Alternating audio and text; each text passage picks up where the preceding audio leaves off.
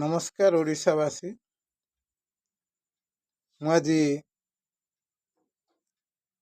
ଇଂରାଜୀ ଗ୍ରାମାର ବିଷୟରେ ବୁଝିବା ପୂର୍ବରୁ ଆପଣମାନଙ୍କୁ କେତୋଟି ନିୟମ କଥା କହୁଛି। ସେ ନିୟମକୁ ପ୍ରତ୍ୟେକ ଛାତ୍ରଛାତ୍ରୀମାନେ ମନେ ରଖନ୍ତୁ, ଆବଶ୍ୟକ ସ୍ଥଳେ ନୋଟ୍ କରିକି ଏହାକୁ ରଖନ୍ତୁ, ନିଜେ ପ୍ରୟୋଗ କରନ୍ତୁ। ନିଶ୍ଚୟ ଆପଣମାନେ ଇଂରାଜୀରେ ଭଲ ପ୍ରଦର୍ଶନ ପ୍ରକାଶ କରିବେ। ନିୟମ ହେଲା, କୌଣସି ଭାଷା ଶିଖିବା ପୂର୍ବରୁ ଇଂଲିଶ ହଉ କି ଯେକୌଣସି ସବଜେକ୍ଟ ଆପଣ ଶିଖିବା ପୂର୍ବରୁ এই ନିୟମ ପ୍ରୟୋଗ କରନ୍ତୁ, ନିଶ୍ଚୟ ପ୍ରଦର୍ଶନ ଭଲ କରିବେ। ପ୍ରଥମ କଥା ହେଲା ଯେ ସେ ଭାଷା ରିଷ୍ଟେଲିଂ ଶୁଣିବା, ପ୍ରଥମେ ଶୁଣିବେ। ଦ୍ୱିତୀୟରେ ହେଲା ସ୍ପିକିଂ କହିବେ। ତୃତୀୟରେ ରିଡ଼ିଂ ପଢ଼ିବେ। ଚତୁର୍ଥରେ ହେଲା ରାଇଟିଂ ଲେଖିବେ। ପଞ୍ଚମର ପ୍ରୋନାଉନ୍ସିଏସନ୍ ସଠିକ୍ ଭାବରେ ଉଚ୍ଚାରଣ କରିବେ।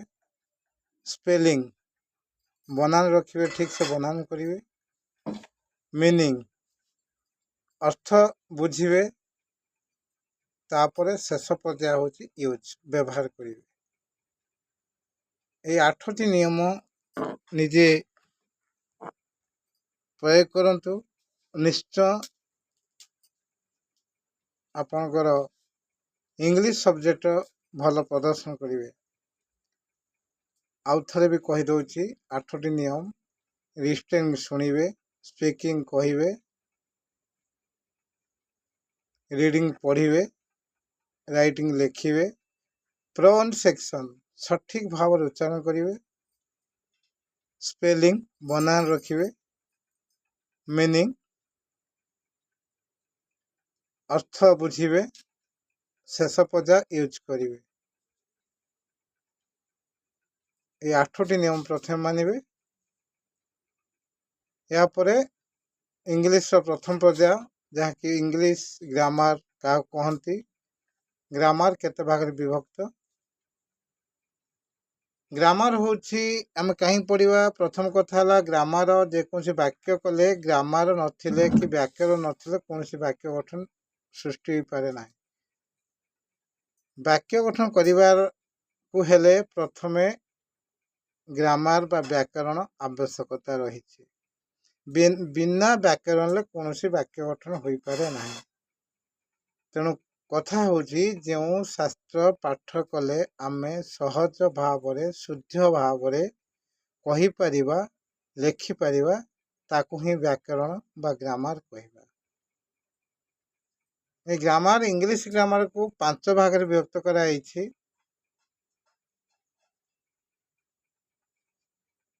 ପ୍ରଥମ ହେଲା ଅର୍ଥୋଗ୍ରାଫି, ବର୍ଣ୍ଣୋପକରଣ, ଇଟିମୋଲୋଜି, ପଦୋପକରଣ, ସିଣ୍ଟାକ୍ସ, ପଦ ବା ବାକ୍ୟ ପ୍ରକରଣ, ପଞ୍ଚକ୍ସନ୍ ଚିହ୍ନୋପକରଣ, ପ୍ରୋସୋଡି ଛନ୍ଦ ପ୍ରକରଣ। এই 5ଟି ଭାଗକୁ ନେଇକି ଆମେ ବିରାଟ ବଡ଼ ଇଂଲିଶ ରଚନା କରିପାରିବା।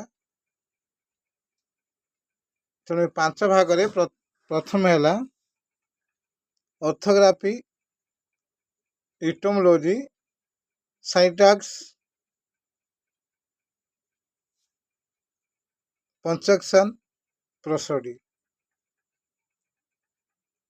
ଏହାକୁ ନୋଟ୍ କରି ରଖନ୍ତୁ। ଯଦି ଆପଣଙ୍କର ସନ୍ଦେହ କିଛି ରୁହେ କି ବୁଝିବା ପାଇଁ କିଛି ହୁଏ, କମେଣ୍ଟ ବକ୍ସରେ ମୋତେ ଜଣାଇବେ। ମୁଁ ପୁଙ୍ଖାନୁପୁଙ୍ଖ ଭାବେ ତାକୁ ବର୍ଣ୍ଣନା କରିବି। ରହୁଛି, ନମସ୍କାର।